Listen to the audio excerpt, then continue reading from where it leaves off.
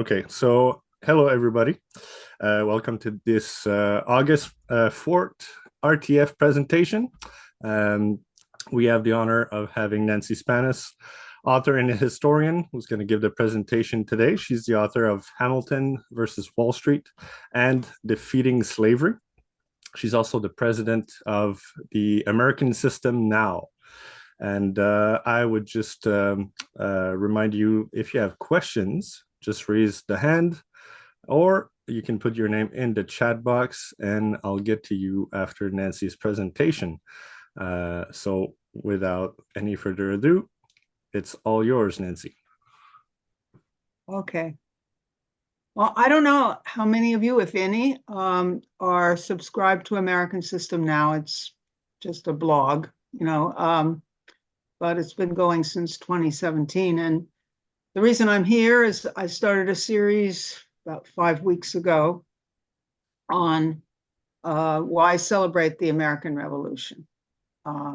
Because certainly here in the United States and probably internationally, that is a unresolved question.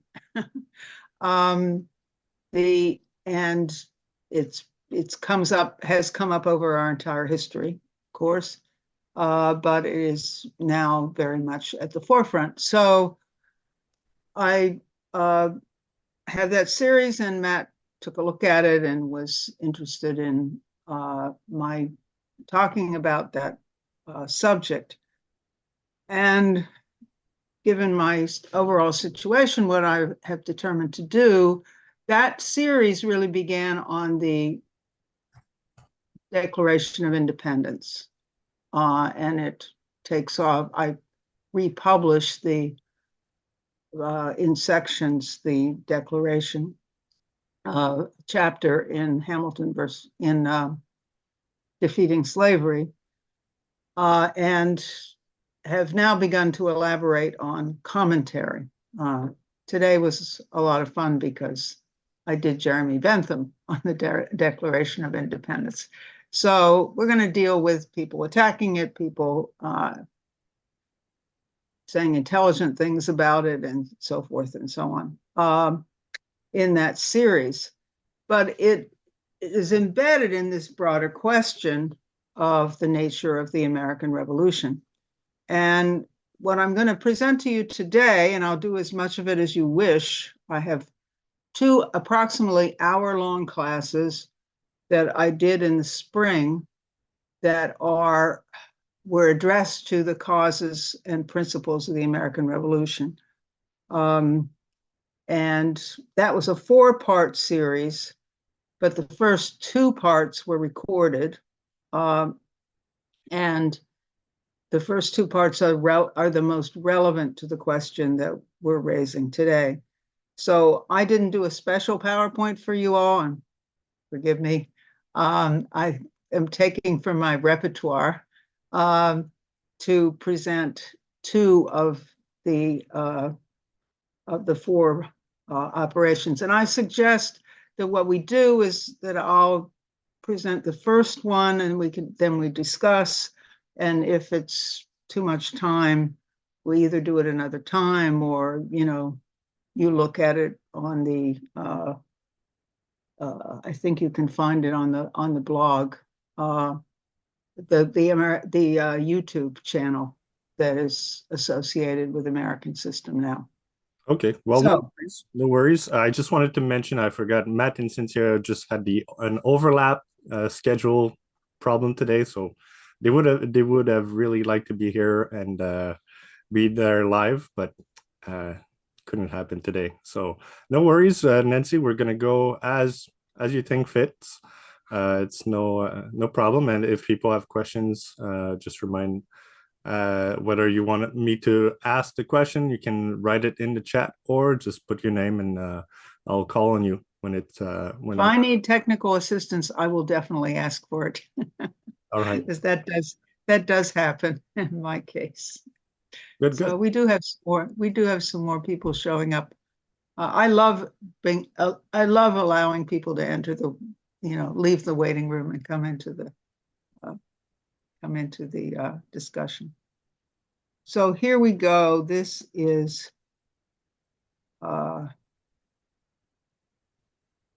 wait a minute.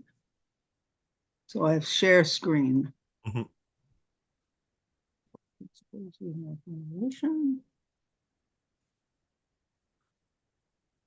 Okay. Slideshow.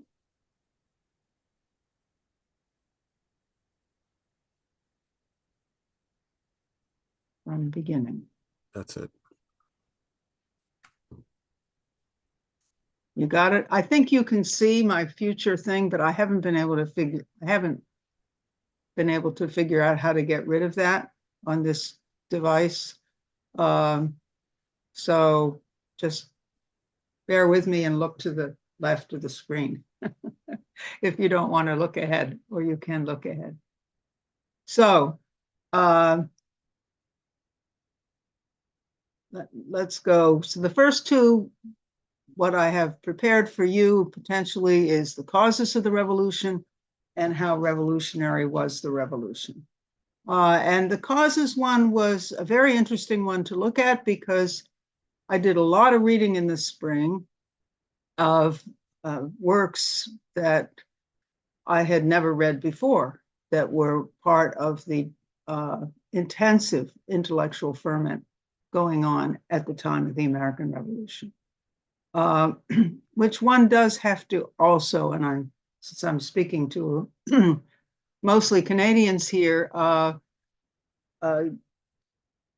emphasize again the international nature of that revolution, but take that for granted, that I don't see it as simply something confined to America.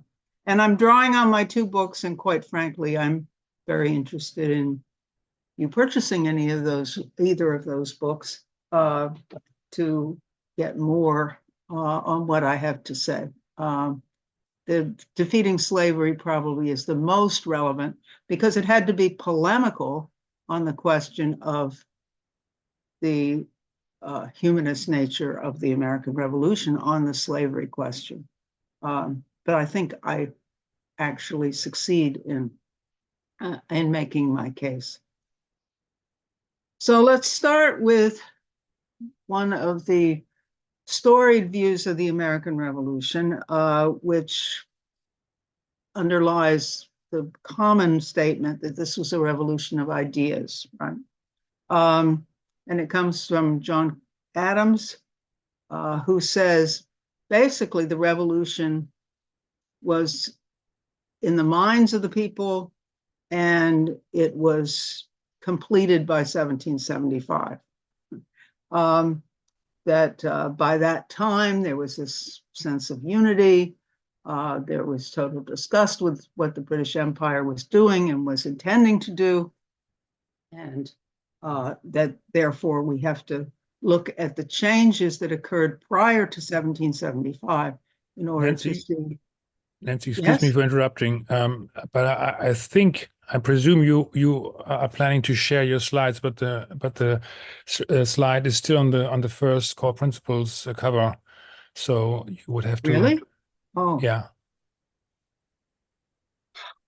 well, I don't know why this happened last time too. So you can just use the mouse to click on the numbers on the left.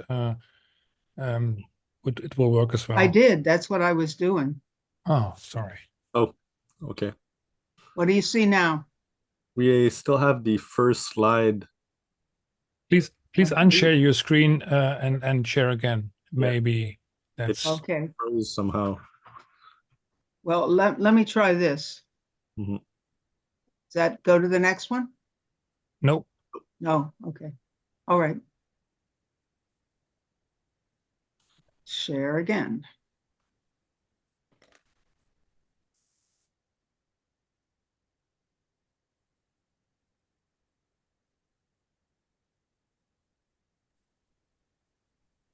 Okay.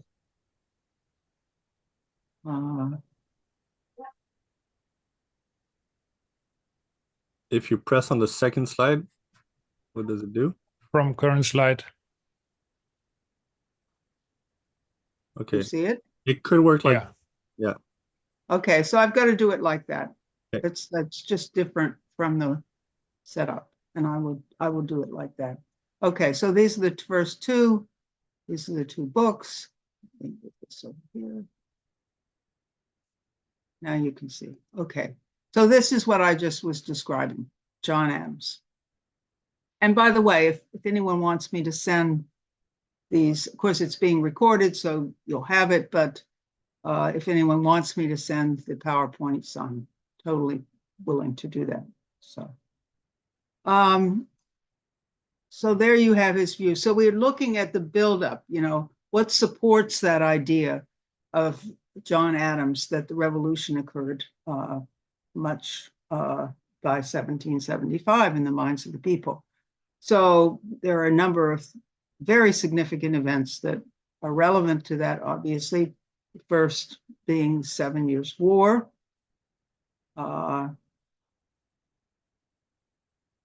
The other being the pamphlets and intellectual discussions that were occurring. And we will deal with that in some fair amount of detail.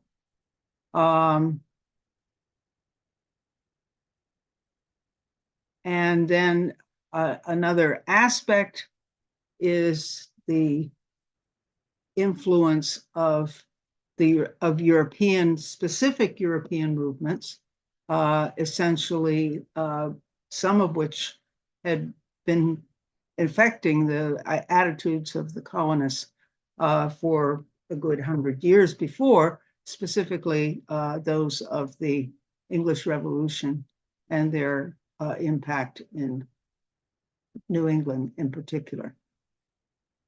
So let's break down the causes with the following eras. So prior to the period that John Adams is talking about, you have issues which had obviously been simmering for quite some time.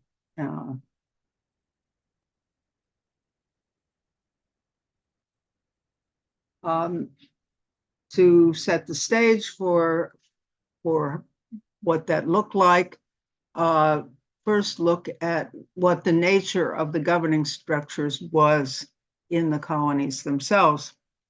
I mean, they all had, almost all of them had pretty much the same structure as the British government. They had a lower house, an upper house, a judiciary, and a governor, as opposed to a king. The charters came, many of them were chartered directly by the crown, but then took over. The crown wanted to take them over, and they did consistently, as for various reasons, some of which we'll go into in particular.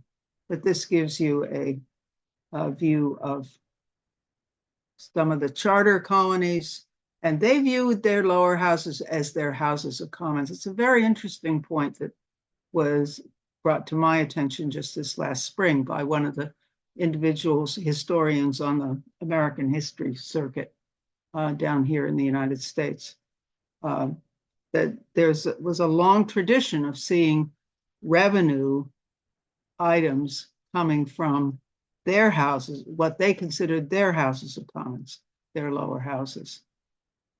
Now, some of those charters and governments set up on those charters were quite different from England.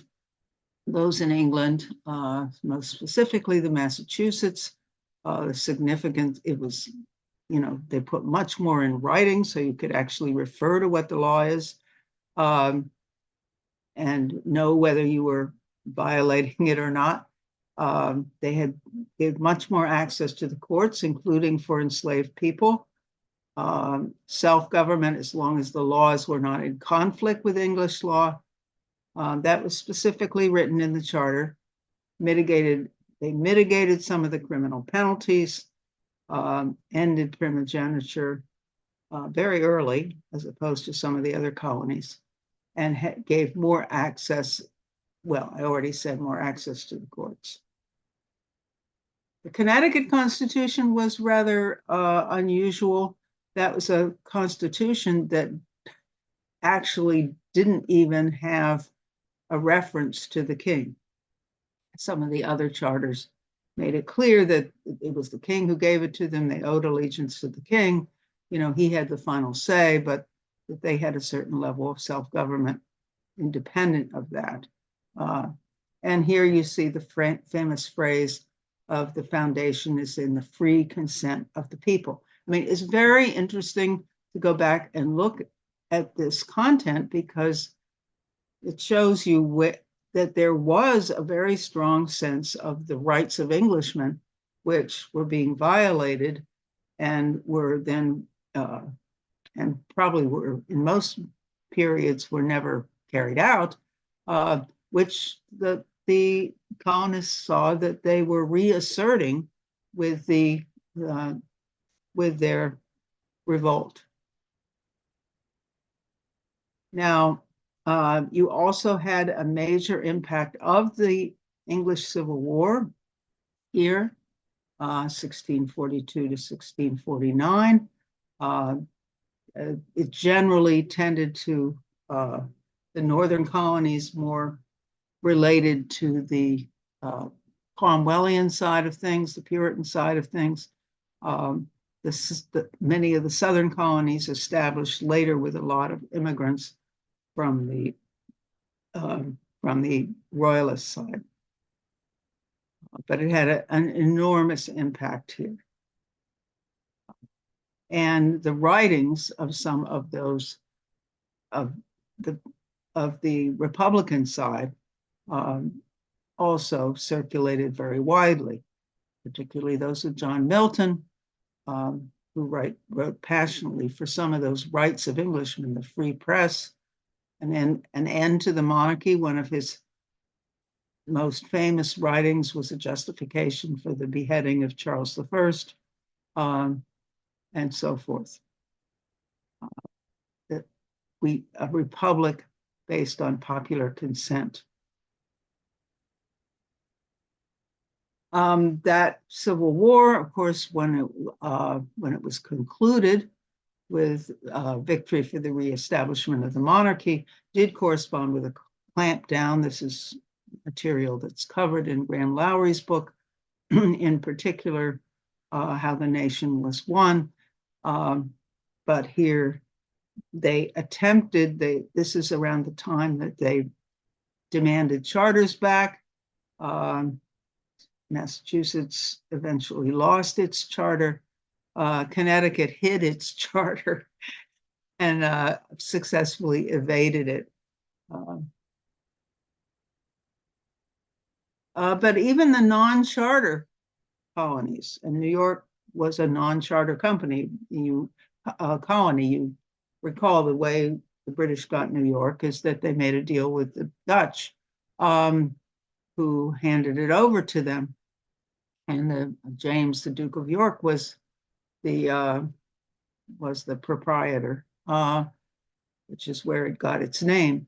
But even that which was under royalty, had a number of these rights: due process of law, jury trials by one's peers, freedom from a standing army, legislative immunity, all freeholders can vote, and freedom of religion for all Christians. That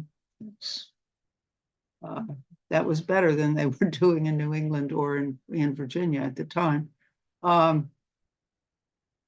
Then you have the charter colony, the proprietary colonies, these being the two major proprietors, Lord Baltimore getting his grant from Charles I, and William Penn from Charles II.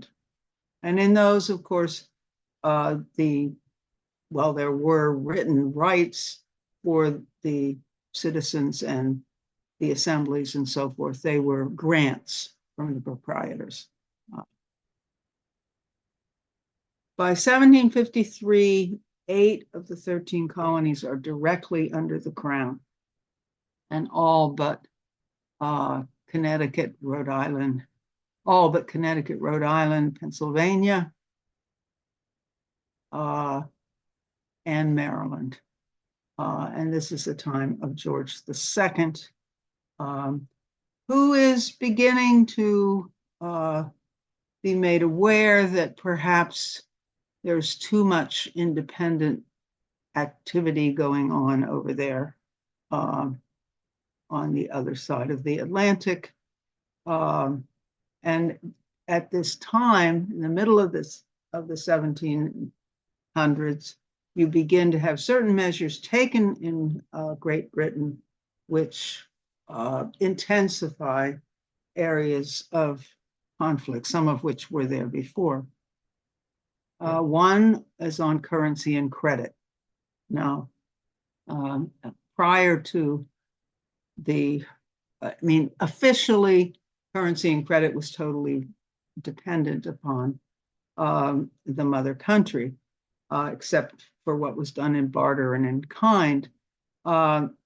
This led to a shortage of currency in the colonies, and therefore in 1652, Massachusetts began to set up its own currency. Some of you who have read in Graham Lowry's book will be more familiar with, or the EIR, more familiar with the pine tree shilling, but there were actually various tree shillings. The pine tree was the most successful. It actually circulated for commerce in the Caribbean as well as on the mainland. And it was extremely successful. But this did not sit very well with the authorities in England. And when they were looking at how to intensify their control and profit from the American colonies, they decided first in 1684, they clamped down on the issuance of those coins, of the shillings. So Massachusetts said, okay, we'll issue bills of credit instead. But by 1751, Parliament began to restrict their ability to issue bills of credit. And in 1764, they actually banned all such activity throughout the entire colonies with the 1764 Currency Act, which some people, and I believe there's a quote from Benjamin Franklin I've been trying to re-find. If anyone has seen it, let me know, where many people at the time saw that clamp down on currency as one of the major factors in the revolution, because it had it cut back credit and commerce and prosperity enormously. Now, what else was being enacted to shift policy from England? Well, you had these further restrictions on production. The Hat Act of 1732, that you couldn't create finished hats here, and the Iron Act of 1750, which literally tried to eliminate and have destroyed iron factories in any facilities in iron factories that would produce finished products, so that the colonies would be entirely dependent upon imports from Britain. The trade restrictions began to be tightened. Of course, there always were the Navigation Acts back in the 1650s, but there was a lot of looseness in and evasion of those. So as the British began to try to tighten control around the global empire, they moved to tighten those up. and you particularly the Sugar Act, and this again also had impact economically on the colonies.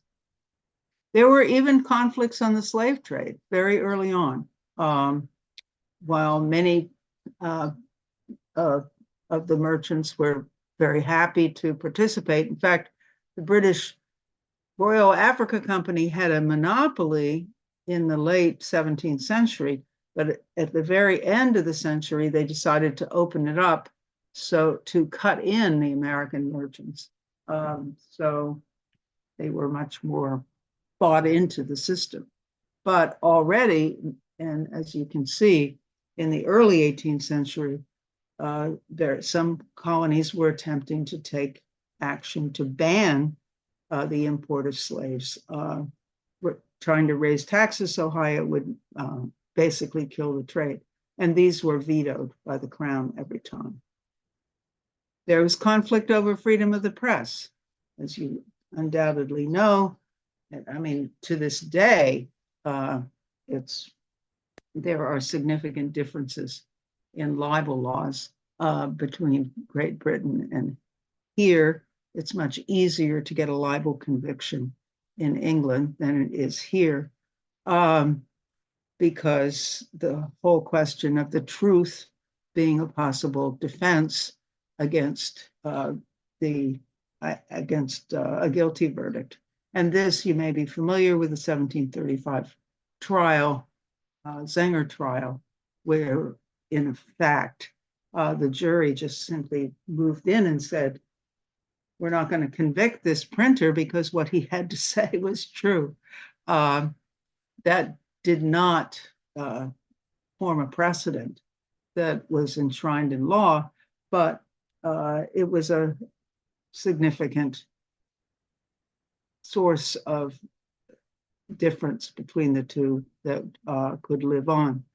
Now, there was this, I used to think that this Albany Plan of Union meeting was a major step forward toward the integration of the colonies.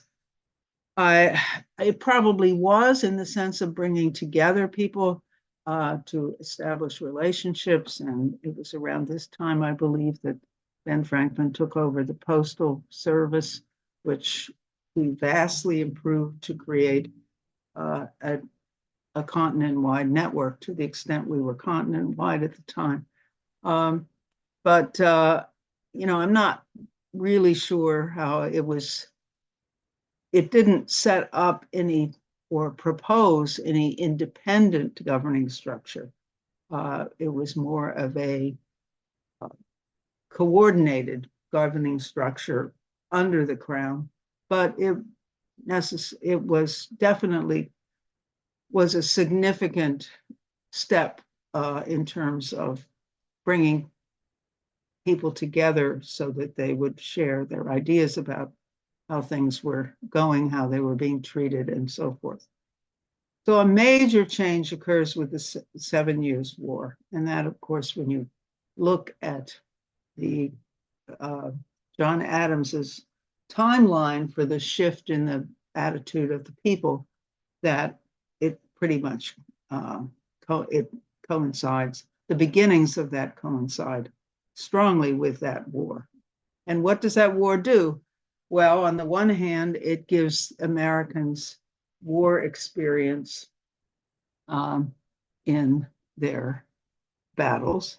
It also very much exposes them to the disdain which the British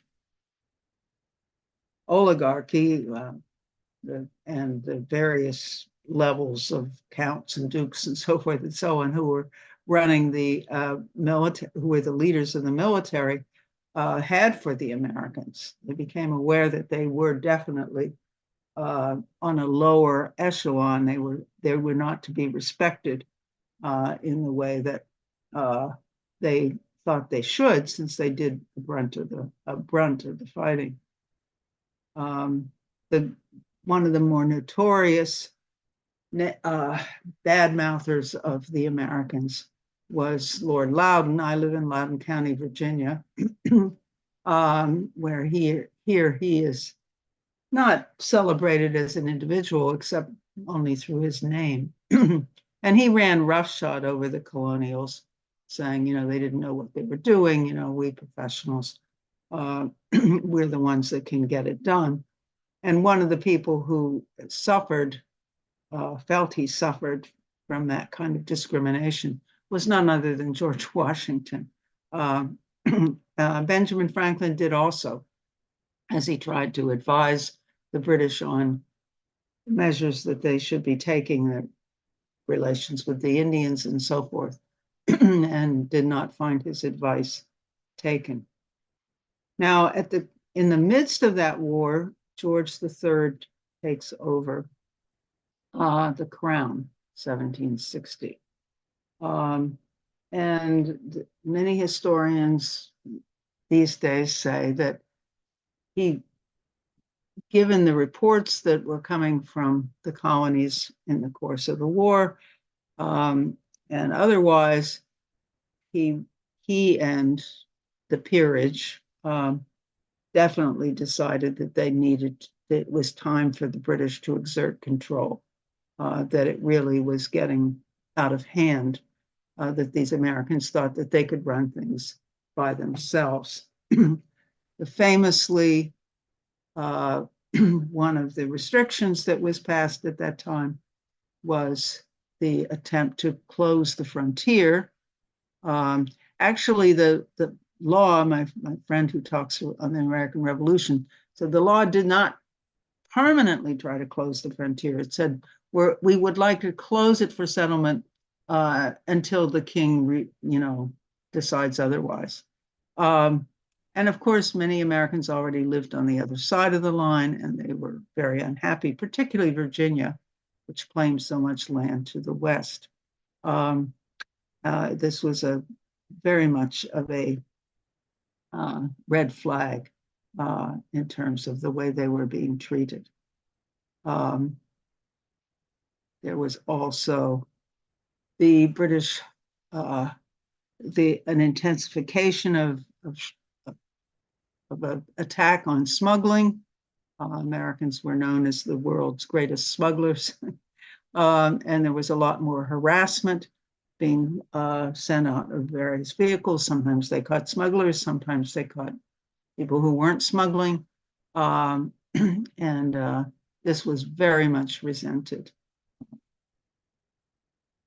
To deal with these infractions against the shipping laws, the British felt that they couldn't rely on the courts in the colonies, but that they had to set up special courts, vice admiralty courts, essentially military courts.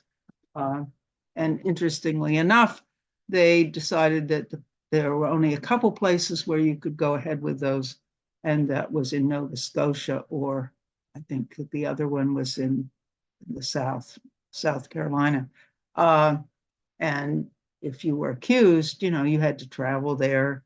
You couldn't have any support from your local population. You were pretty much set up for that kind of for being convicted. And so with a combination of these clampdowns on the shipping end of things, brought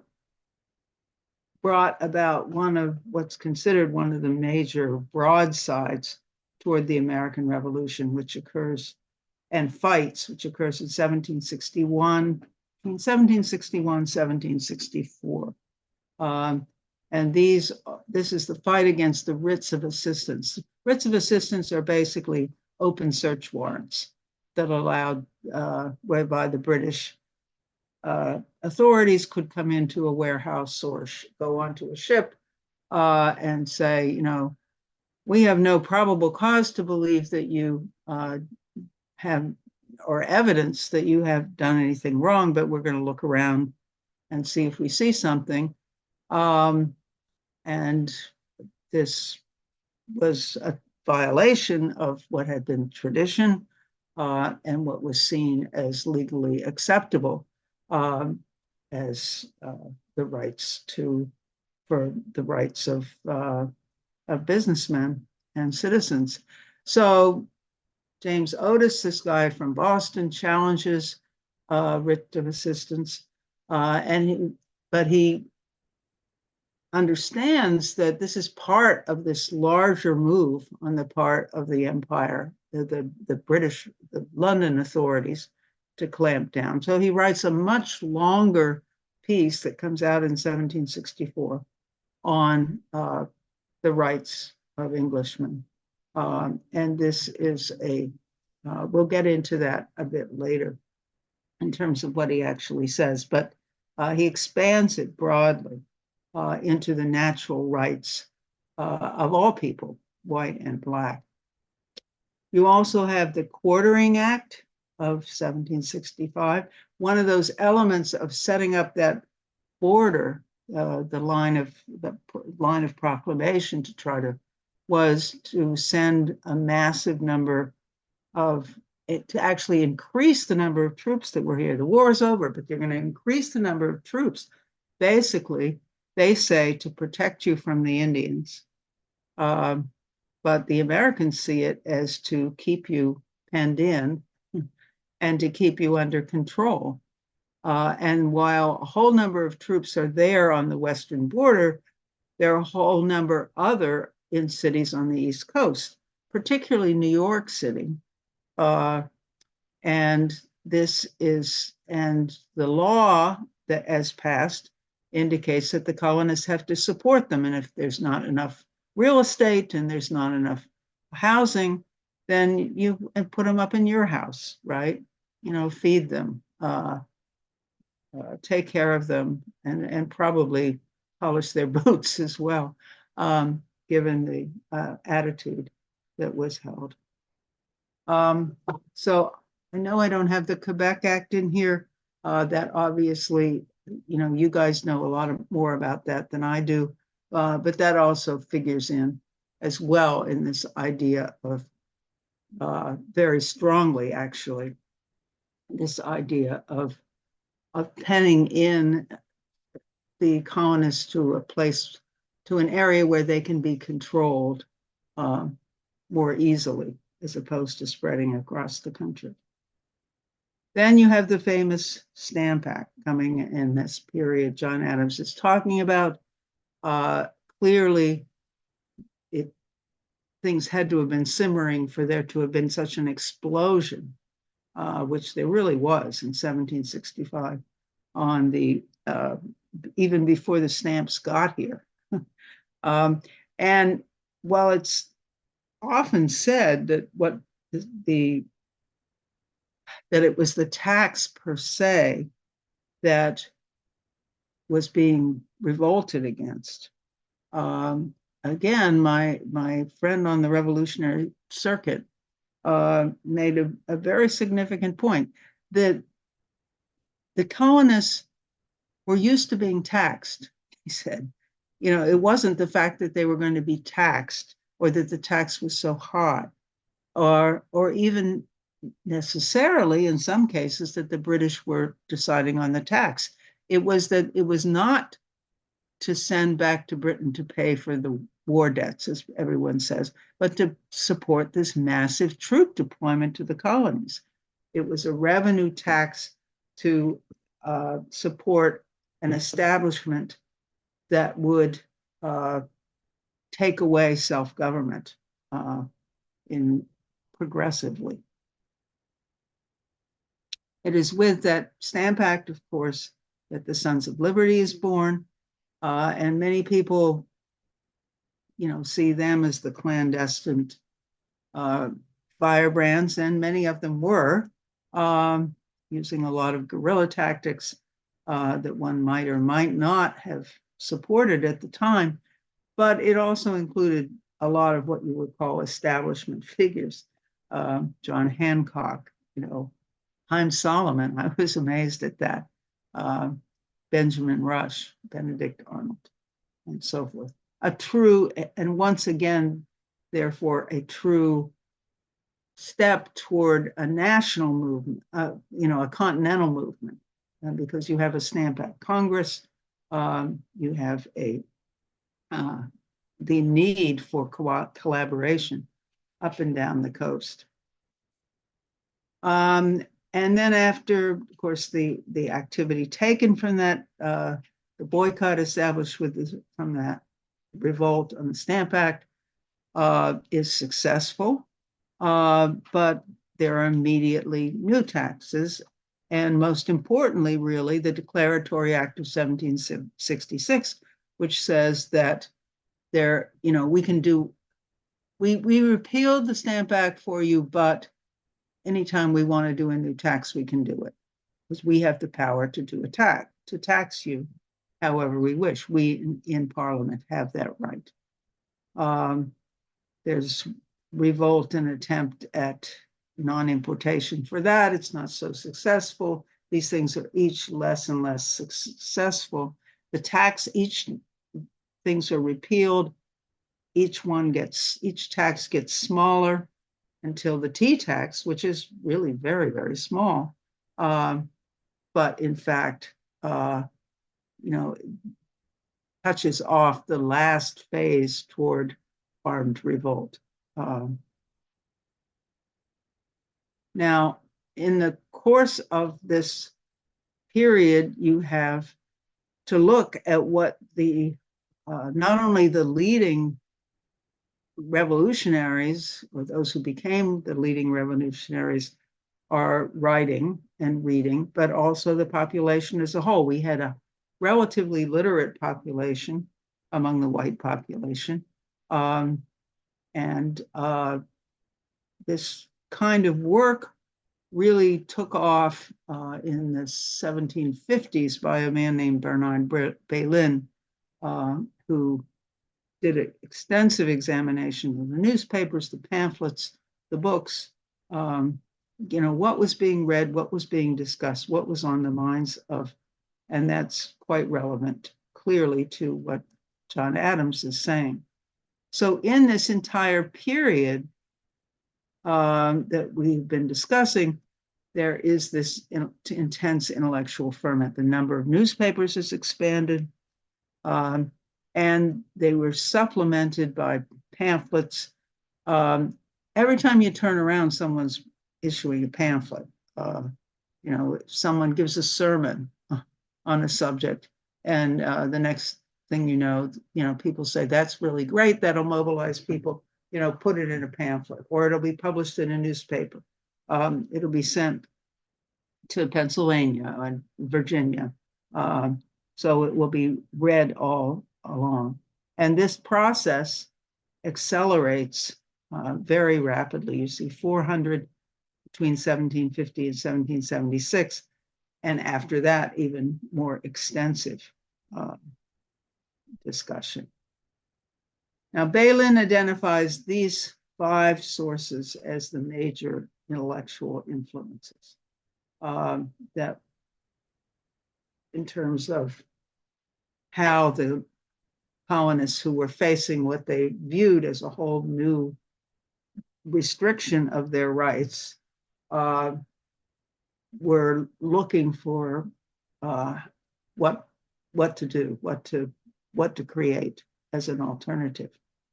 And these are ones that are very well discussed. Now, I think, which Bailyn does not mention, that probably the most significant was the Bible. He, for some reason, does not emphasize that, but given the background in New England in particular, and also the general culture, I think that undoubtedly was the most widely read. Even though Bibles weren't being printed in America, they would be brought here. Certainly in the slavery fight, the Bible was the first point of reference that people would make. The Greek and Roman philosophers, this that anyone who was educated to any significant extent was familiar with Cicero, was familiar with the other kind, the history of the and demise of the Roman Republic, the Greek philosophers, and so forth. So that was, and you find it throughout the Federalist Papers and almost all the writings. I mean, just look at the pseudonyms and you get the idea. The Enlightenment. Now, this is a catch-all. I mean, on the one hand, it refers to a whole bunch of really nasty people whose philosophy really is not the core, in my view, of the Republican thinking establishing the United States, and that's John Locke. But encompassed in that idea is a whole number of anti-authoritarian, so to speak, anti-monarchy, tending to anti-monarchy thinkers, including people like Emmerich Vattel, who come from a much more Christian tradition, I would say.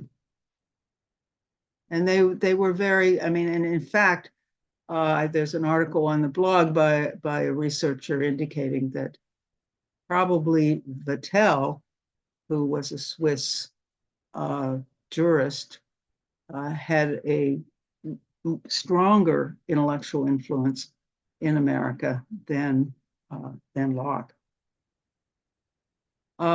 Then we've discussed, I've mentioned already, the Puritan revolutionaries and the leaders of the English Civil War. This is republicanism. When we get to the other side, when we get to what the British scream about the American Revolution, he said they want a republic. They're acting like Republicans. Well, there was a strong English movement to create a republic in England. And it's no surprise that would strongly inform what the American colonists would call upon when they were looking of how to deal with the crises they were facing. And then even some of the leading jurists at the time, Sir William Blackstone, who is at that time the top jurist,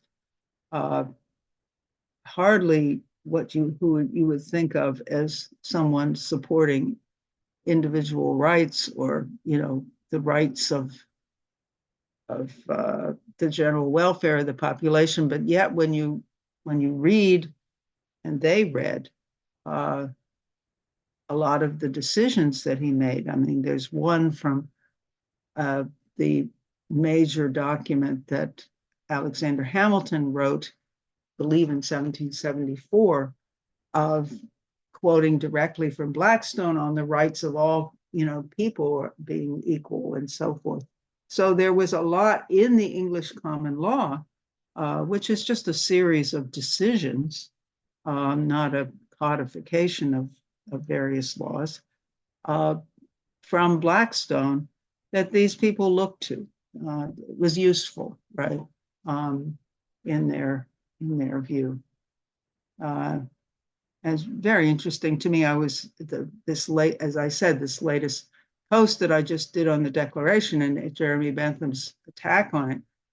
Jeremy Bentham was also well noted for really hating William Blackstone because he thought he put too much. He brought principle to bear, or what he asserted to be principle to bear, and that really was misleading and should be disregarded.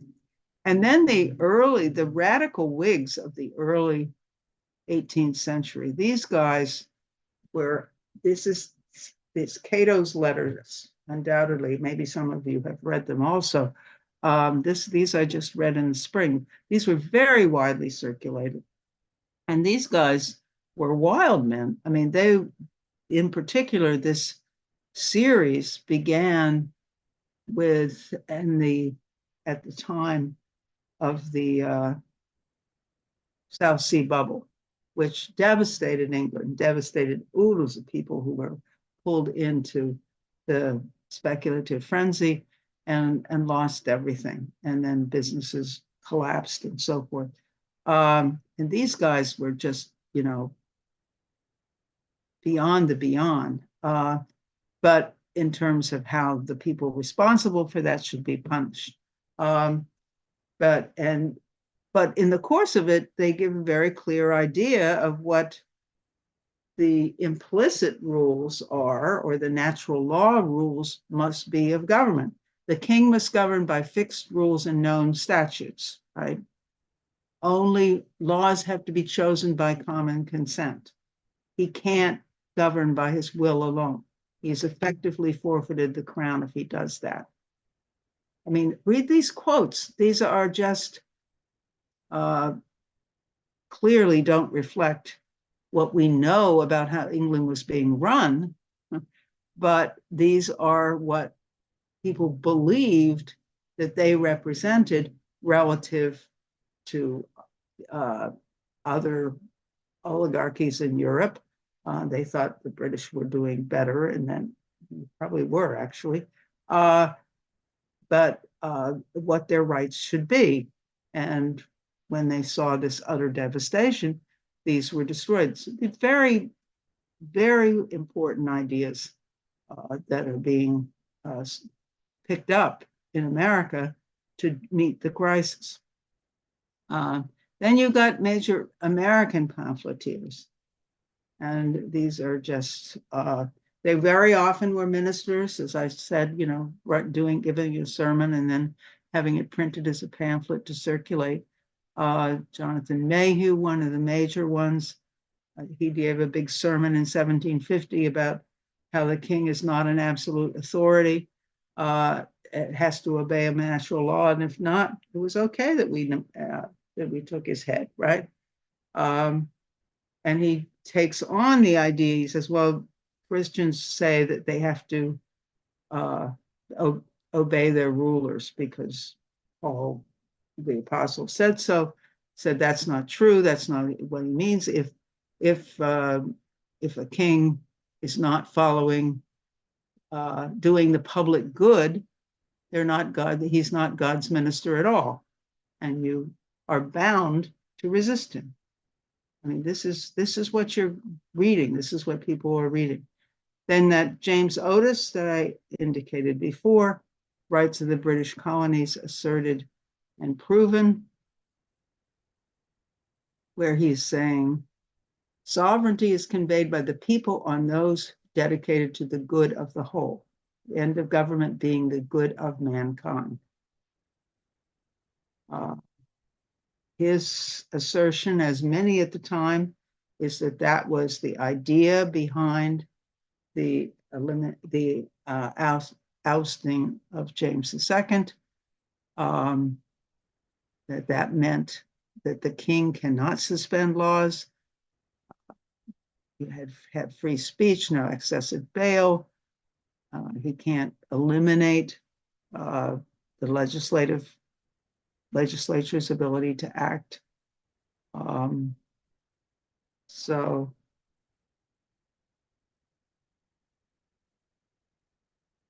then he goes to first principles, right? All men, this all starts from the writs of assistance, but that's not, people are not thinking small at this time. They're thinking principle. They're thinking, let's look at the overall situation. And all these are in his pamphlet. No taxation without consent or representation. Laws against natural inequity are illegitimate.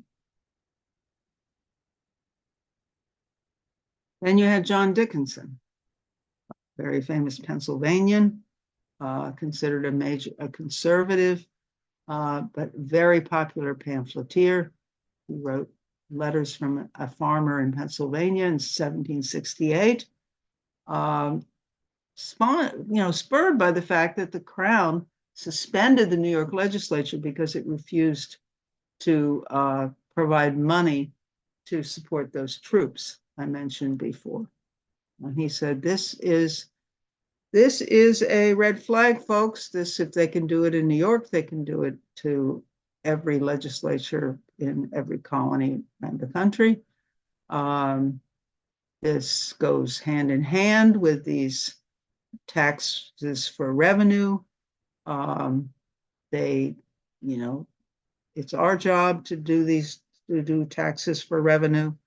And he actually connects this to manufacturing, saying that if they're going to lay taxes on items we must import and still prevent us from manufacturing those items, we're basically slaves to them. And he said this, basically, the smaller the tax, the more insidious, because the idea is to set a precedent for it to continue. And he wrote a popular song. When I first gave this class, I played that song. I encourage you to look it up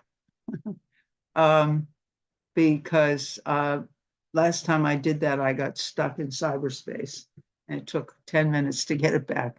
So I don't want to do that.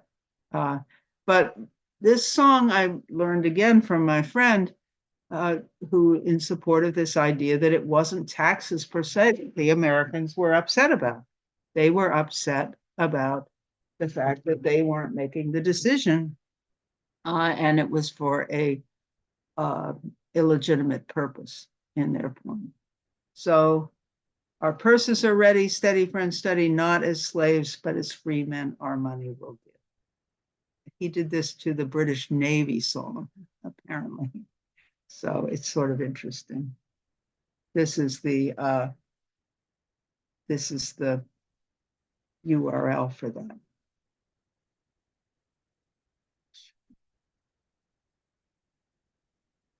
So how early? We're talking, he has a period of what, 1761 to 1775. Well, keep in mind, British troops are in Boston in 1768, because by that time, they're already, it is becoming very clear that the Bostonians are not happy with the, and things need to be kept under control. So, after that, you have the Boston Tea Party. I mean, you have the Boston Massacre and all that.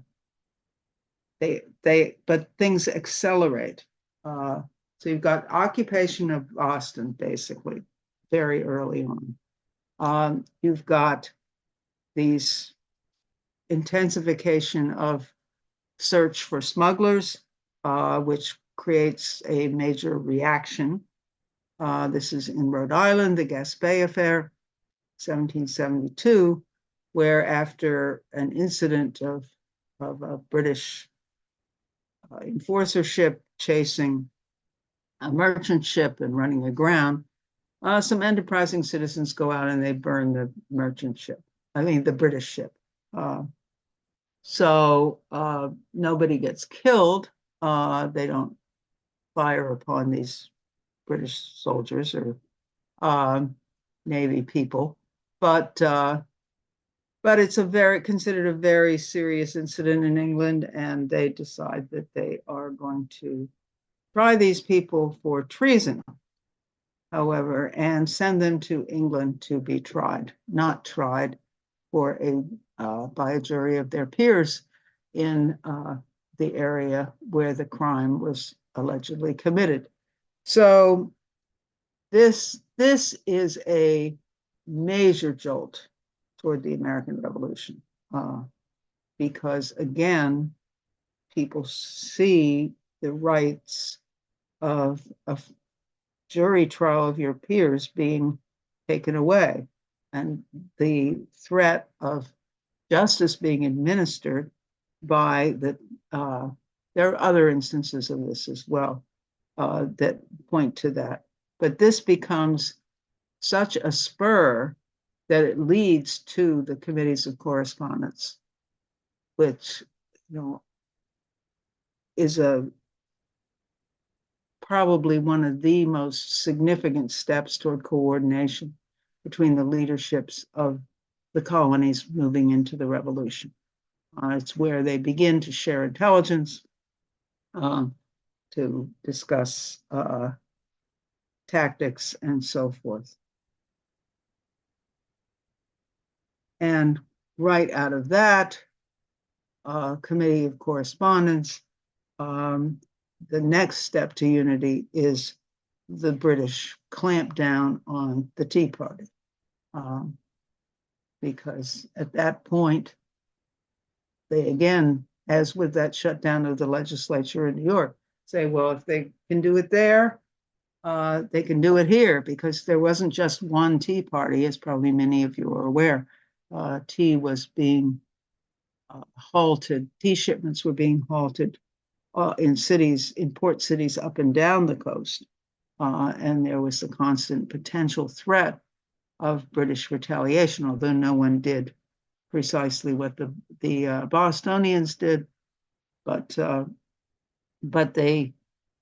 there was a scare. This was an injury to one, was an injury, potential injury to all.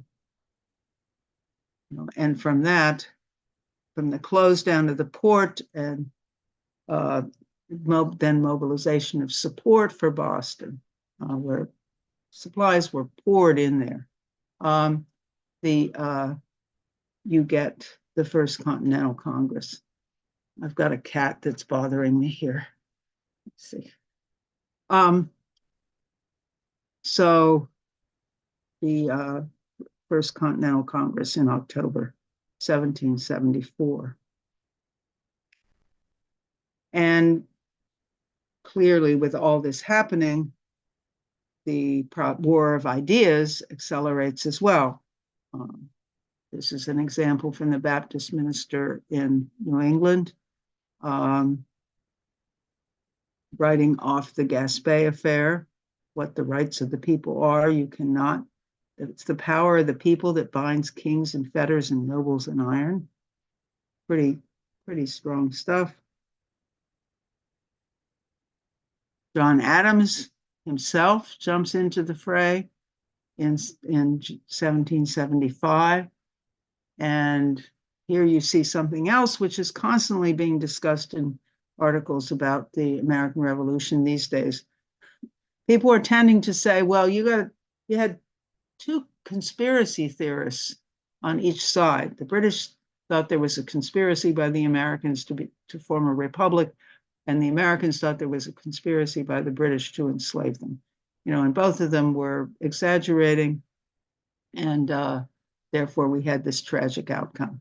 Well, I think that's garbage, but it is very interesting to note that someone as conservative, so to speak, as John Adams is saying in 1775, he sees a pattern of behavior, conspiracy that is, over a 10-year period to enslave the colonies. And he goes through a lot of the elements of what I've indicated. In addition to the trials by jury being taken away and being sent to trial, and having a military government in Boston, the Crown had passed a law to change the paying of governors and judges from the state legislatures to the Crown. So basically, if you were brought to court, your judge was paid by the same people who were paying your prosecution. They thought that was a bit unfair and tyrannical. So this is the kind of writing that's happening in 1775. There's also some great Alexander Hamilton stuff, but I'll tell you where to get them. And this is all before the shooting war begins, April 1775.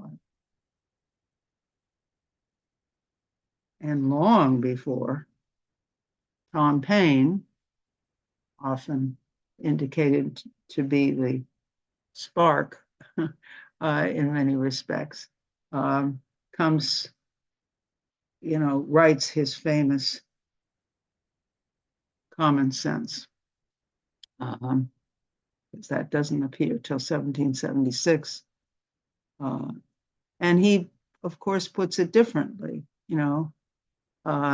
He looks at the relationship between the parliament and the king, saying that basically sees a corrupt relationship there, and the king is as the actual authority, and says we can't have that here. We have to have the laws that we consent to be king.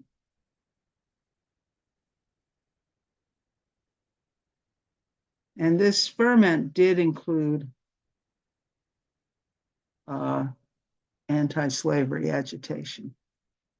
So throughout, but I emphasize in particular here in the period coming up to, we're going in this up to, I know it's taking a while, but I'm taking this up to the Declaration.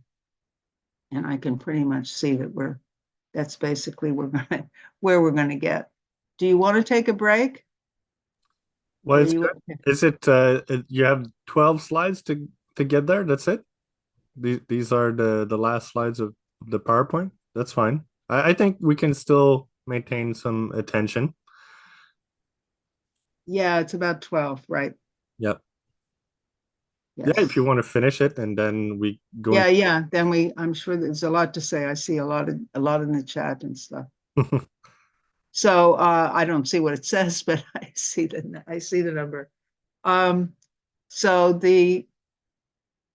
in terms of the nature of this agitation, it's very significant to me that it includes not just the rights around taxation and legitimate prosecution and protections against illegitimate prosecution, but also anti-slavery agitation. There's just no way. This is a guy who actually wrote a pamphlet directed to the representatives at the Second Continental Congress, saying, if you're going to defend our freedoms, you've got to defend the freedoms of these enslaved people as well. Okay, then, of course, the Declaration, we have to talk about the Declaration at least briefly, because that is our formal statement of the causes of the revolution. With all that I've had to say, it's necessary to take into account what the framers themselves said, which unfortunately I find in many of the discussions of the 250th anniversary of the country, many people don't want to do. They only want to discuss everything around it, but not that core element. So in my view, the essence of the preamble is the essence of the Declaration is in the preamble, and it's the whole preamble, not simply the first sentence, which, according to a recent very interesting a book devoted just to the Declaration, to all its 1,300 words or something like that, it wasn't a separate sentence. This whole thing was a run-on sentence, which actually has to be seen as a unit. Very important idea. Now, that document, of course,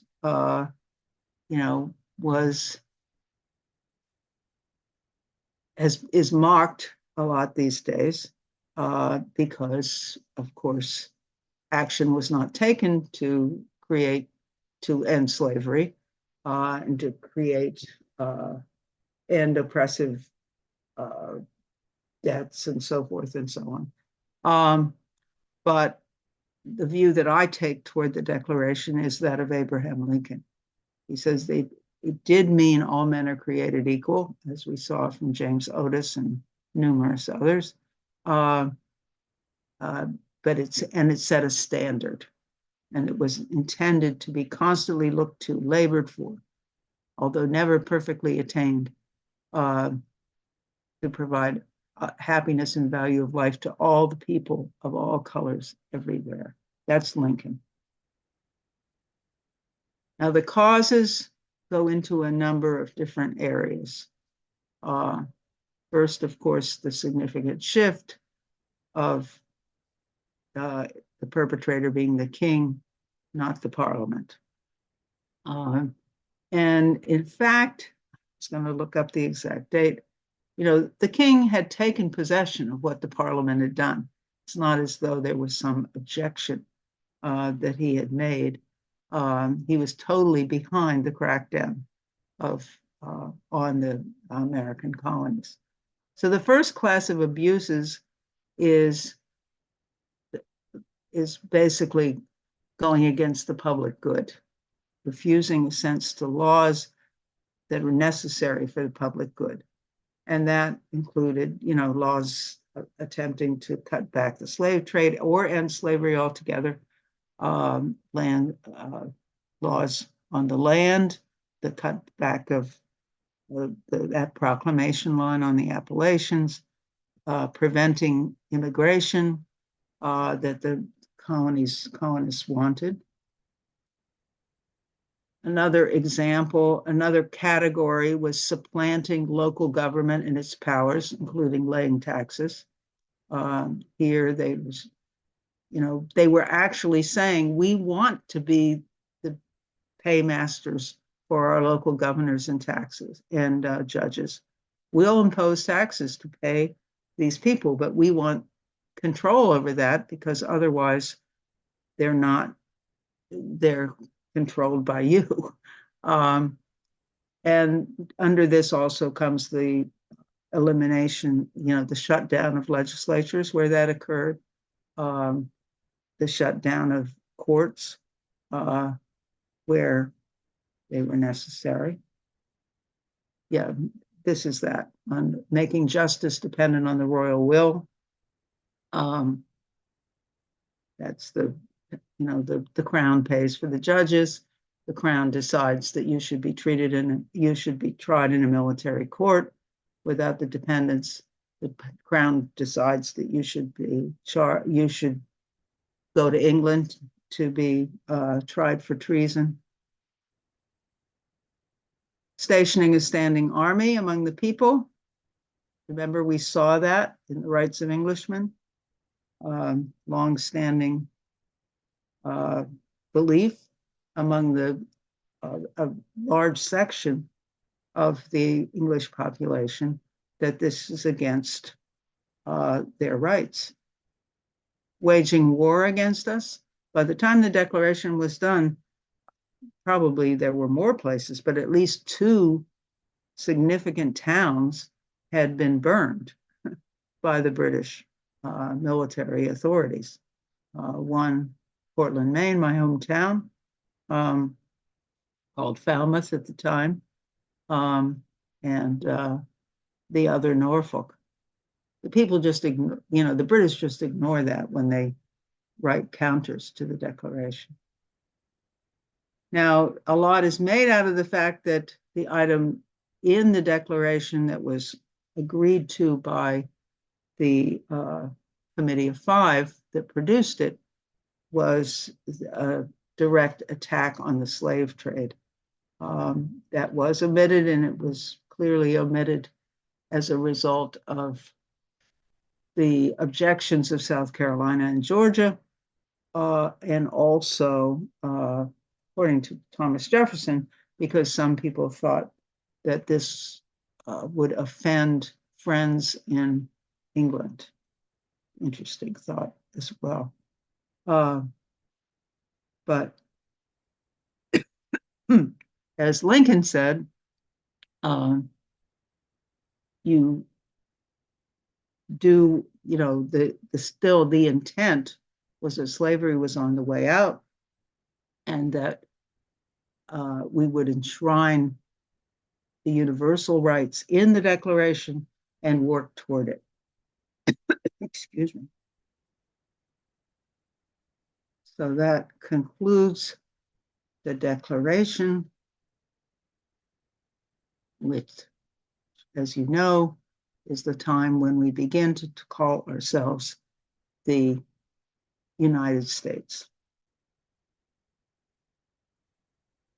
United States of America. And that posed the question of what next? What kind of, that was a revolution of independence, but not a revolution, an undecided revolution in terms of governance.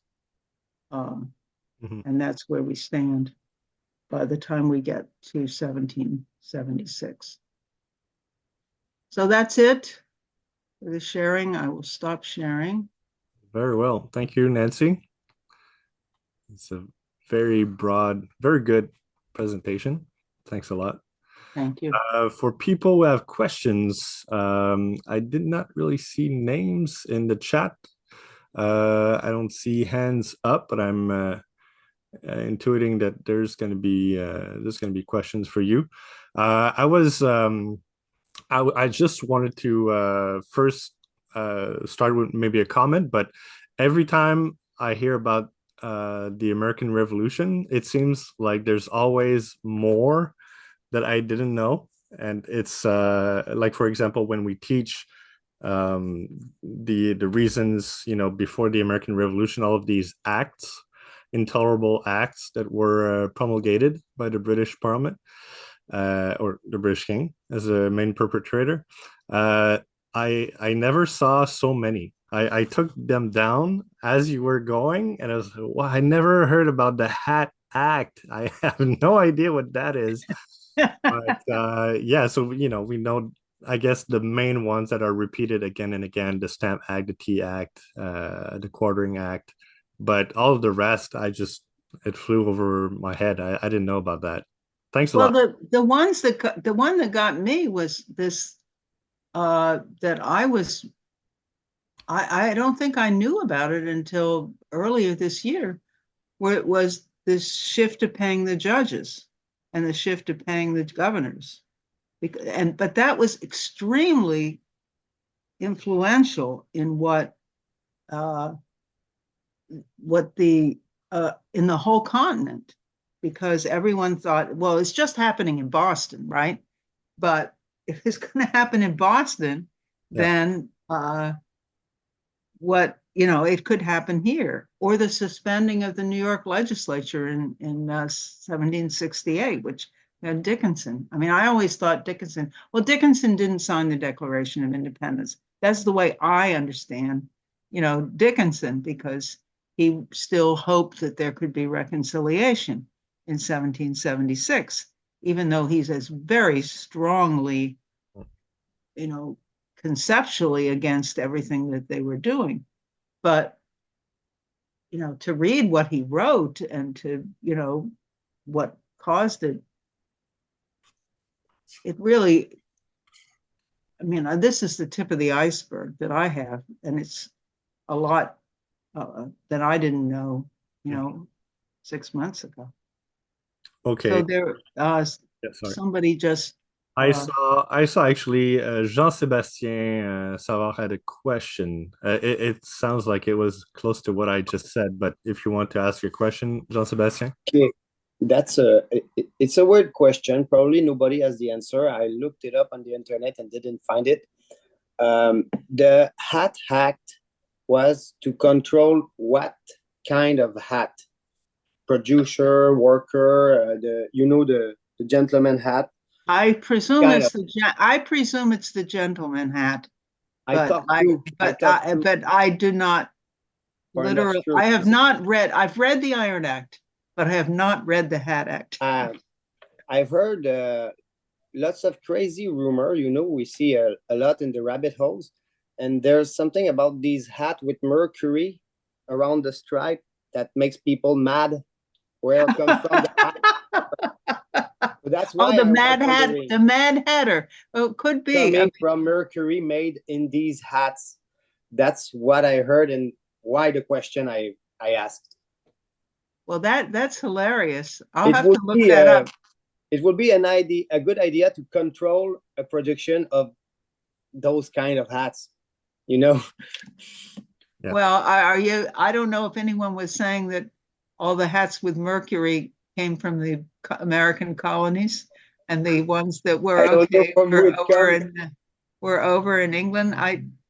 All you had to do was say what specifications the hat had to be made to. Yeah. I saw, sorry, I just want, is it okay? Yeah, okay. There was Stephen. Stephen had a question, and then I saw Bruce, you raise your hand. So I would put Stephen first and then Bruce. Hi, Nancy. Thank you for a wonderful lecture. And just as an aside to Jean-Sebastien's question, my understanding of the history is the fur trade in North America supplied the beaver pelts that were used to make the hats. And the people who made the hats, the hatters, used mercury to cure the pelt or whatever material. So they would eventually develop neurological problems, the ticks and the twitches and all that. And they would seem mad. So that's where the expression mad as a hatter, I believe, comes from. Okay, well Okay. So Nancy, you laid a really great foundation for understanding the kind of basis to the American Revolution, what drove it. And I guess my question is, if America was to return to its founders' roots, if I can call it that, to capture or recapture its original spirit. And we think of some of the other lectures we've had along these lines of the American system, and especially the great cooperation between Russia and America during roughly the Lincoln era. Will you see a new revivalism in the U.S., a return to the American system? Would that necessarily imply rapprochement with Russia and possibly China as well? Yes. Next question. No, I mean, the outlook of the founding fathers was not to seek war. Obviously, they were in a different physical situation, and part of the reason that they say that was because they knew they were in no position to seek war, or to defend themselves even. They had to bend over backwards with the British. I mean, I get so upset when people say, well, Hamilton was really a pro-British. Well, what Hamilton was he was against the violence of the French Revolution, and he was afraid to go to another war with the British because he thought it would be a disaster. So he hated swallowing the impressment of seamen and the violations of the rules on the sea and all this. He hated it, but he said, we can't threaten them with war because we are in no position to do so. So the idea was to have to use commercial relations between the United States and other countries to create a workable situation and Washington was extremely anxious to do this during the Washington presidencies. I believe, I haven't re-looked this up, but my recollection is he had 13 different consulates around the world, right? Because he wanted us to be collaborating and in contact and in decent relationship, diplomatic relationships with all these countries. And I think that outlook of basically having commercial cooperation for mutual benefit would, if that were restored, would, including respect for sovereignty, would lead to us having the potential of working with Russia and China, along with many, many other nations. That better? Yeah, well, a little more detail. Thank you. All right, then we have Bruce, and then we have Jerry. You asked early about if anyone remembered, and I was lucky enough to find where Ben Franklin is cited as saying, this is in The Hidden Hand, an introduction to the conspiratorial view of history by A. Ralph Epperson.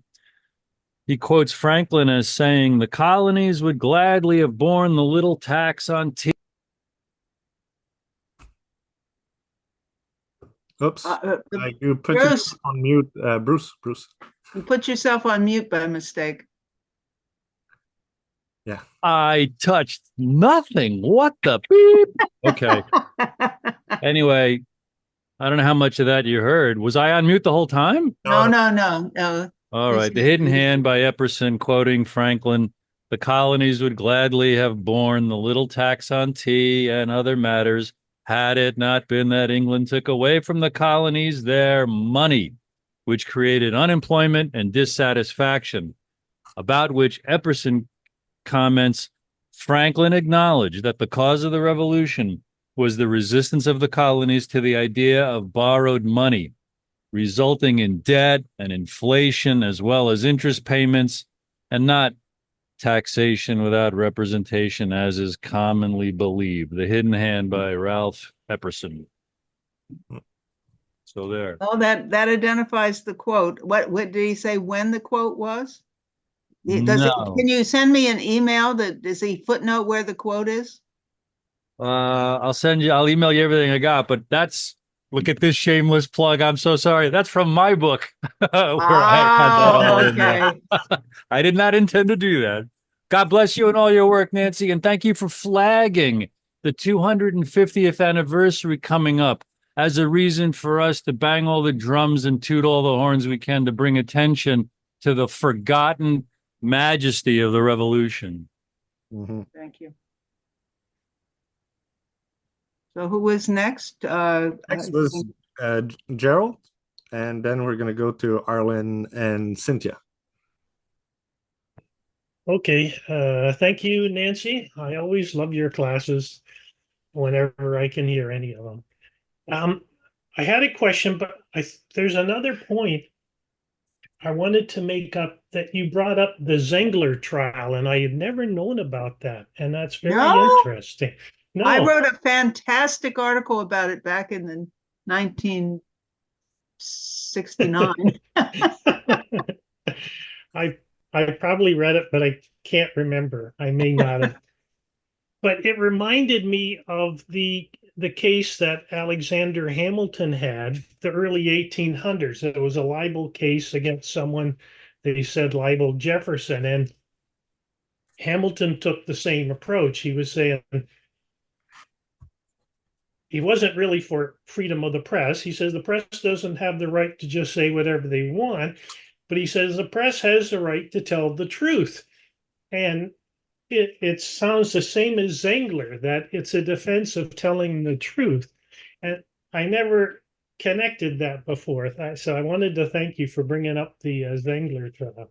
Yeah, the Croswell case, that's called the Croswell case. It's in 1804, and Hamilton was in it on appeal. And I would say it is freedom of the press. I don't know why people say it isn't. I mean, he says there's a standard of malice. I mean, it seems to me that if, you take a public official and what the British objected to was undermining authority. And if anyone in authority had done something, heinous, bad, they thought it was terrible for you to say that because you would undermine their ability to govern you, right? The trust in that, but so there was a malice exception, right? So that if you went in there and you decided to attack somebody not on what they did that was bad, but because I don't know, some trivial ugly thing, because they have a huge mole on the back of their butt that or some weird thing that it was just intended to disgust people, not to contribute to the some kind of knowledge about policy or something. Anyway, I would call it still in favor of freedom of the press, but in fact, he objected to the Alien and Sedition to the Sedition Act on that base. You know, he insisted that in those acts there be a true standard. Yes, thank you. Anyway, you were going to say something else, though. Oh, yeah, I had one question because I really like the way you brought up the idea of taxes, that it wasn't a revolution against taxes, but this idea of taxes without representation that was more important. And you really brought it up good. And I was thinking in my own mind today, with all the sanctions that are being imposed on other countries, I can't remember the total number of countries that the U.S. it's sanctioned. Horrendous. Oh, I mean, it's like 65 or something. I don't know. Yeah, but they also don't get a chance to come and present their case. So these sanctions today almost remind me of the same idea of taxation without representation. These countries are being sanctioned, but without being able to represent their case. Anyway, I just wanted your comment on that. I think you should write an article about it. There you go, Gary. Thank you. I think you should find out. I mean, this is one of my husband's bête noirs, this sanctions business, you know. Anytime, you know, we don't like you, so we're gonna sanction 10 more of your top officials. I mean, and it's not only so ludicrous, but it's so self-defeating, you know. It's just so obviously it doesn't address the issue. So we see you, Monty. We see you. Yeah, you're in the list. You're next after we have Arlen and Cynthia, Kelly, and then Monty. Hi, just Arlen today, but anyway, Cynthia's listening in. I'm surprised, being in Canada, I haven't spent too much time of specific study of leading up to 1776, and I really appreciate, Nancy, what you've put together. I think that it sort of creates the underpinning that is glossed over so often that it's just some, you know, we want to remove ourselves from the authority of the king and run our own show, but the ramp up to that is so clearly portrayed by what you've shown in this history. Couple little detailed questions. One was, when the Massachusetts colony and Connecticut were initially, their charter was being challenged, and you said that Connecticut was able to hold on to their charter because they hid their charter. Do you mean they actually were able to keep the physically the British, apparently the law was they physically had to take it back. Right. And so it's interesting to me that, I mean, I caught that when you said it, and I wasn't sure that if that's what you meant, but the fact that's what I've read. No, certainly, but the intention on paper, what they put down and signed and stamped and said, this is what we're adhering to, that piece of paper was so important that they went to the trouble. Like, it wasn't just a concept, it was an actual decree that they made. So that's beautiful. Another thing that comes up in a lot of the different things is the control of the judiciary, or the attempt to bring that back to Britain and the Crown by paying the judges, and then also the control of everything financial. That, I guess I'd say that these are aligning with our situation today, where through Federal Reserve, IMF, central banks, that the people really don't have an effect on their own money, their own spending ability and earning, and that these same things that were affecting the colonies, where they could and couldn't do certain things, both by decree of the Parliament as well as by monetary and tax controls, I would argue that we're finding ourselves in that same position in each of our countries as well as internationally, and that there is this concept of removing ourselves from that overlord controller, which back then was the crown, the British Empire, and to stand, in the case of being in court, that when you're judged, you're judged by your peers, by your community, that it is the smaller community that directs the people's. It is the directive of the people, which goes back to something that I have never seen before, which I took a picture of it. It was so great.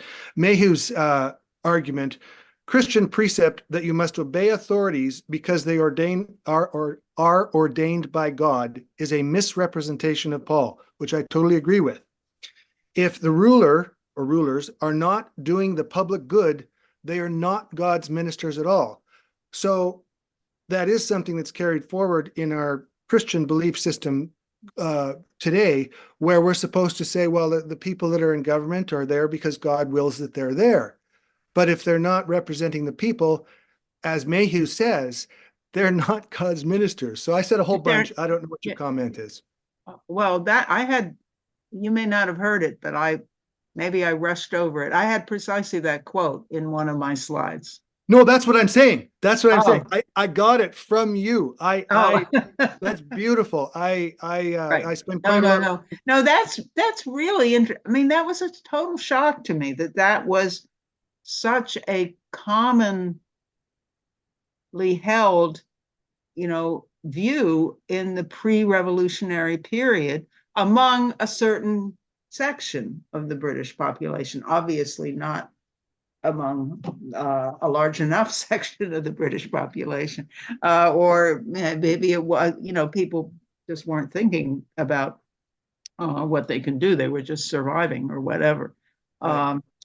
And I think the financial thing is a bit different, but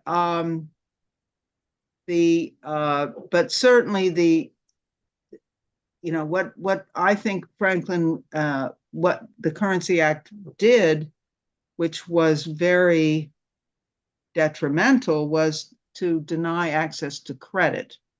Therefore, and that certainly we are deny access for credit for things that should be done.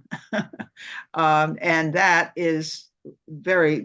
of course is parallel to what's happening today, because the people who control credit are putting it into, holding up bankrupt, speculative institutions. They're not putting it into investing for the public good. So, or enforcing tax laws that encourage you to invest for the public good, because that's what you use tax laws for. You would use them as a positive incentive to go to, to encourage people. You can make money by doing the right thing, not too much money, but you can make money, not an overwhelming amount of money, but you can, make money by doing the right thing.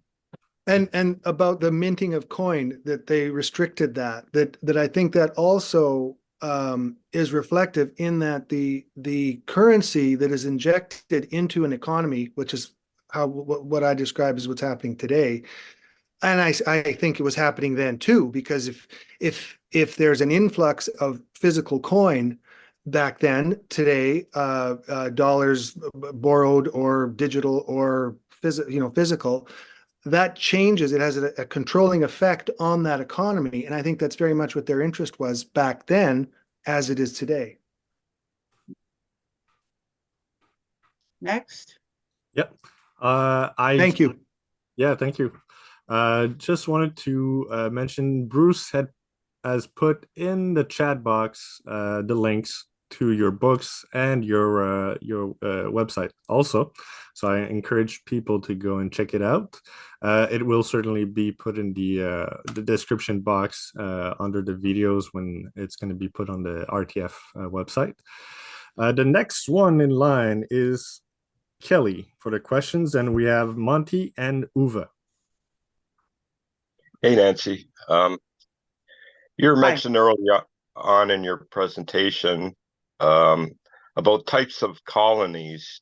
What I didn't catch them all, but one of them you were mentioned a propriety colony, Right. Pennsylvania, Maryland were one of them. What are they? What would that be as opposed to the other colonies?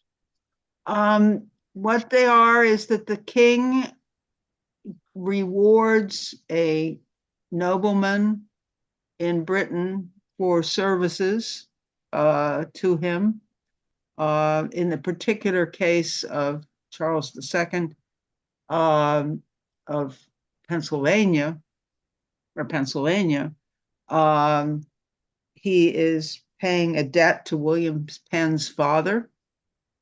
So he grants Penn this massive area of land on the other side of the Atlantic to pay off that debt.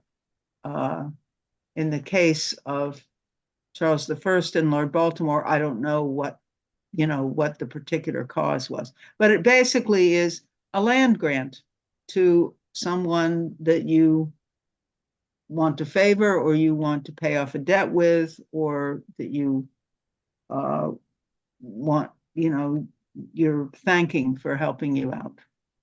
Yeah, So so in those cases, you have total, you own the land.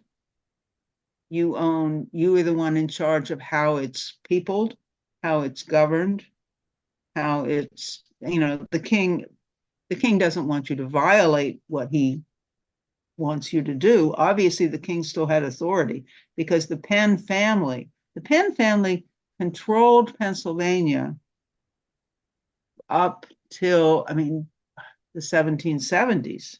They got it in 1688. They controlled it up to the 1770s. They obviously didn't have total control because, for example,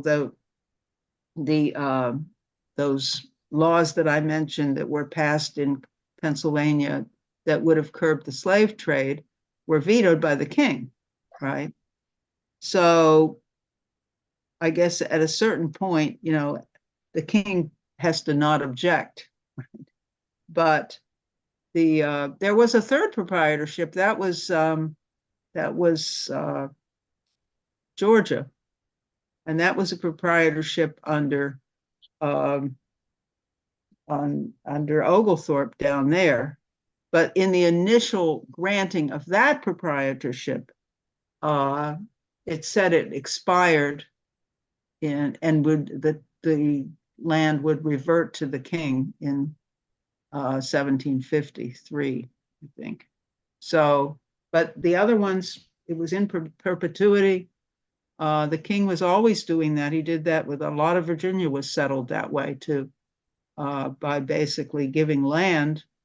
In some cases, if you were willing, they wanted to populate the areas over here to get them to produce and to make money for them, right?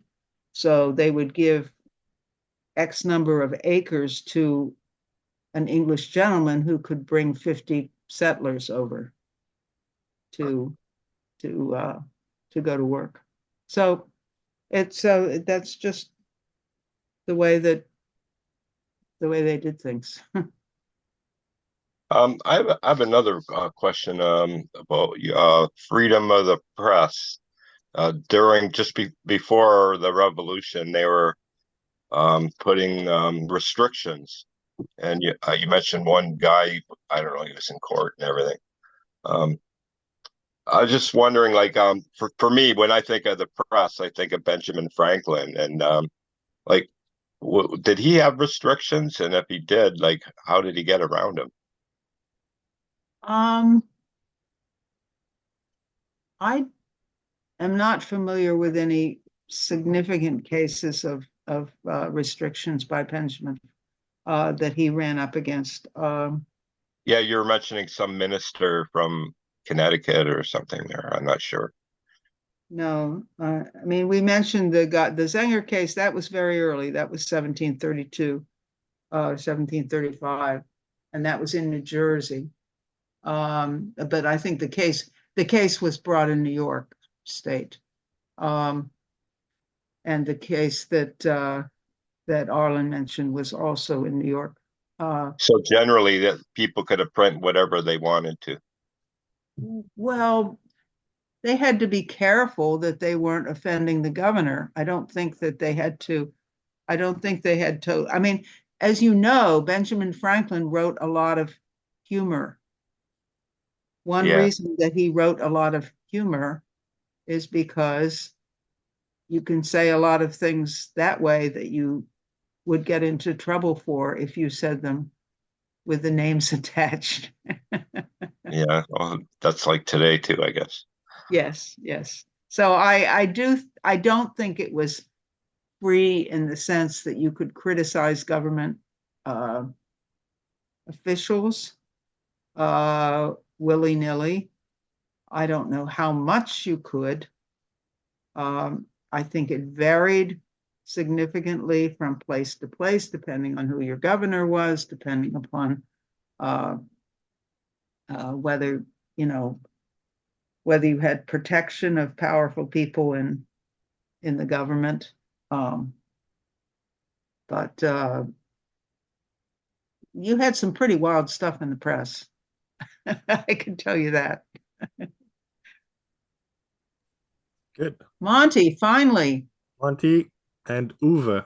I think that's what we have for now. I would wrap pretty much the presentation to the 2-hour landmark that you had put at first, Nancy. So Monty, it's Yes, thank you very much for excellent presentation. Good to connect with you again. Just like to follow up on a comment about the American system of political economy. In my view, I think it's pretty obvious that the key precedent and the key tenets of the American system of political economy, which built the Trans-Siberian Railway and the Transcontinental Railway with a potential hookup across the Bering Straits and so forth. But in particular, I think it's very well recognized with Russia and China in particular by the comments of Sergei Glaziev on the Sentinel of Lyndon LaRouche's the centenary of Lyndon LaRouche in his commentary about saying LaRouche was right and may his memory live forever. So I think it's pretty obvious to Russia and China that what they're adopting with the BRICS and the SRI and so forth, the SCO, that really what it ends up is we as Americans, we can't seem to appreciate the tragic irony that really what we're fighting in the world right now is what we fought in the American Revolution against those principles. So could you elaborate on that or just your commentary on that, please?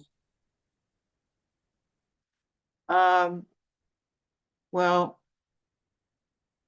I mean, it's easy to get depressed about the situation of the American electorate. But the state of lack of knowledge of our history and quite frankly, the desire, obviously, of some of people in our country to want to emulate the British Empire, which we fought against. But all I can say is I think that the sine qua non of shifting the situation is education on the fundamental principles of the American system, starting with Hamilton at least, and the everything that went in actually to the founding of our republic. And it's that to which I am dedicating myself at this point through trying to get the broadest possible circulation of my books. So I think, I don't see any great leaders on the scene right now to pull the United States together. But I think even if there were, the lack of education would make it extremely difficult for a leader. So you've got to have that intellectual ferment, right, that I discussed at such length in the period of the middle of the 18th century. We need that intellectual ferment. We need it desperately, right? Probably, equally as much as practical solutions, of which there can be, right? We have to get that kind of cultural orientation again. That's what I would say. Well said. And last question, I think, for today is going to be from Uwe. Right. Thank you very much. So I just have to get my camera back on, and I apologize. I've been walking my dog. I'm in Europe, so it's night already. Oh, I see. I see. I don't think you can see me well, but no, we can see your shadow. Yeah, I'm sorry. So I just want to just thank you, Nancy, for your great presentation, and I would like to echo something which I think Bruce said about the need to reinvigorate the American Constitution's importance for what is going on presently. And this, I say, particularly as a German and European, who we have been taught nothing. I mean, you were lamenting the state of education in the States, and you're probably right, but just be aware that we over here have very little knowledge of the true meaning of why the revolution was fought, and also why I think the oligarchy is, on a global scale, is doing everything to get rid of this still existing stronghold of humanity and humanism. And therefore, I think it is very, very important if we all concentrate on explaining the principles of the revolution. So the humanist, natural law, American system of economy, and all this needs to be understood and needs to be taught. If we succeed, we have a fair chance, because these are very strong principles, but they have been shoved under the carpet, and presently they're using America as the boogeyman, especially to get people to say, let's do away with the United States as the power of evil, or whatever the people are saying. And I can see why they would jump to such a conclusion, which is of course wrong, because what is evil has been imported into America, into Wall Street from the UK. So therefore, thank you for your work, and I look forward to working on this mission as well. Thank you. Okay, and I plead with you, if I don't have to plead with you, I would be overjoyed to see that some of you who have not had a chance to purchase a book would do so. Yes, the links are in the chat box. As I mentioned previously, they were put there by Bruce.